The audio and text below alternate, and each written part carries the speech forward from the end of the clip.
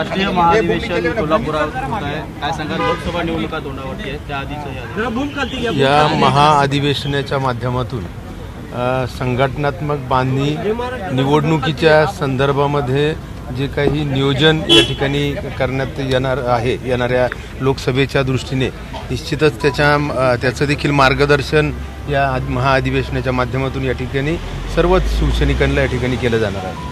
उमेदवार कायम केले जातील का, म्हणजे विद्यमान आमदारांना खासदारांना? मला असं वाटतं का निश्चितच या संदर्भातला निर्णय राज्यस्तरीय महायुतीचे सर्वच नेते व आपल्या राज्याचे मुख्यमंत्री आदरणीय शिंदे साहेब असतील, उपमुख्यमंत्री फडणवीस साहेब, उपमुख्यमंत्री अजितदादा पवार यांच्या सर्वांच्या एकमताने हे सर्वच निर्णय घेतले जाणार आहे। काही पक्षप्रवेशाची चर्चा आहे, कुठले प्रवेश या ठिकाणी होणार आहे? आज अनेक ठिकाणच्या अनेक जिल्ह्यातून या ठिकाणी शिवसैनिक या ठिकाणी। अमृत नोनी आर्थो प्लस ये एक प्रूवन फॉर्मूला है। इसमें मौजूद नोनी फल के गुण और आयुर्वेदिक जड़ी बूटियां शरीर को जरूरी पोषक तत्व देने के साथ साथ हड्डियों और जोड़ों के घिसने, उनमें होने वाले सूजन और दर्द को रोकने में मदद करता है। दर्द मुक्त जीवन के लिए अमृत नोनी आर्थो प्लस आलेत आणि त्या भागातील काही पक्षप्रवेश देखील या ठिकाणी होतील।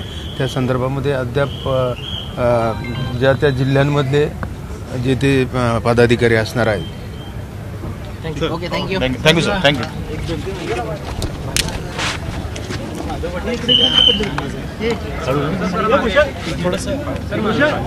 मला असं वाटतं की आज आमचा जो काही हे महाअधिवेशन आहे तर हे आमच्या शिवसेनेचं आहे।